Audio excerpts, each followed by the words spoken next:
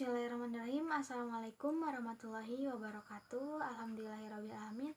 Pada kesempatan kali ini di sini saya akan sedikit menjelaskan terkait panduan dan skill seorang mediator. Nah, mungkin nanti di dalamnya akan membahas terkait fungsi dan juga peran dari seorang mediator, kemudian bagaimana sih karakter seorang mediator dan juga lain sebagainya. Nah, untuk pembahasan yang pertama yaitu terkait peran dan fungsi seorang mediator. Yang pertama yaitu mendorong para pihak bersifat aktif. Nah, maksudnya bersifat aktif di sini adalah bahwa seorang mediator itu harus mampu si seorang salah satu dari kedua pihak itu harus dipancing untuk berbicara, yaitu untuk mengadu apa sih permasalahan dari pihak tersebut tentang sengketa yang mereka alami, seperti itu. Lalu yang selanjutnya membaca keseimbangan posisi pihak, maksudnya itu bahwa dari pihak itu sebagai seorang mediator itu harus seimbang. Maksud seimbang itu tidak berat sebelah ataupun tidak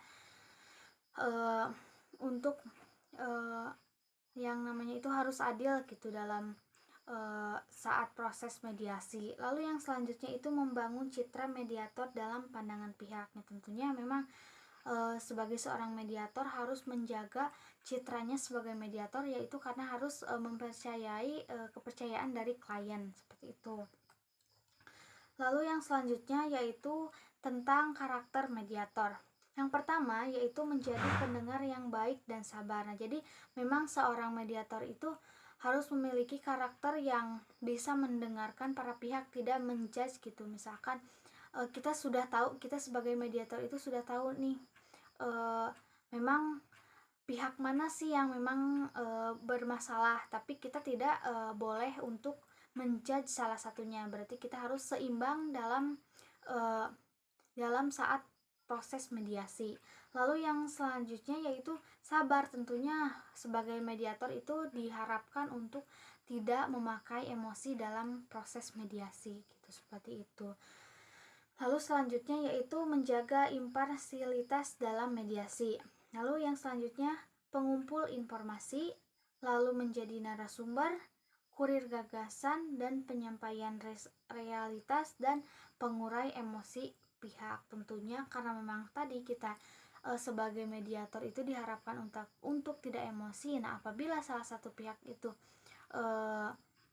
terpancing emosinya, maka kita sebagai mediator harus bisa meredakan dari emosi pihak. Kalau misalkan memang dilanjut itu malah berbahaya bagi kita, maka kita harus memberi jeda terlebih dahulu, atau mungkin bisa dilanjut di lain waktu kalau memang masa mediasi tersebut tidak kondusif, seperti itu. Lalu yang selanjutnya sistematika substantif pelaksanaan mediasi, yaitu penyelenggaraan forum, tahap informasi, menerangkan pokok masalah, kaulus bila perlu, skenario dan penyelesaian sengketa berdasarkan hal yang terungkap, pemecahan masalah, pengambilan keputusan, dan akta perdamaian. Nah, mungkin seorang mediator itu bukan memberikan solusi, tetapi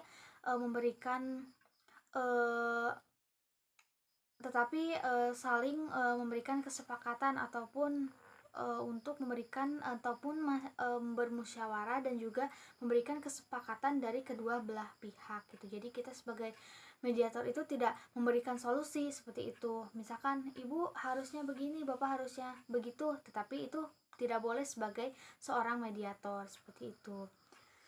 Lalu yang selanjutnya pengembangan skill mediator, yaitu menumbuhkan kemampuan natural dalam problem solving, kemudian kemampuan untuk keluar dari pola pikir disputan atau pihak, lalu membangun komunikasi dengan pihak ketiga.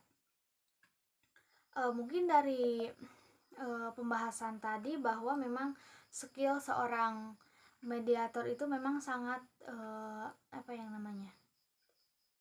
memang sangat diperlukan ya, seperti itu. Mungkin dalam hal komunikasinya ataupun dalam tentunya pengetahuannya dalam semua perkara, seperti itu. Mungkin hanya itu yang dapat saya sampaikan. Kurang lebihnya mohon maaf. Wabillahi taufiq wal hidayah. Wassalamualaikum warahmatullahi wabarakatuh.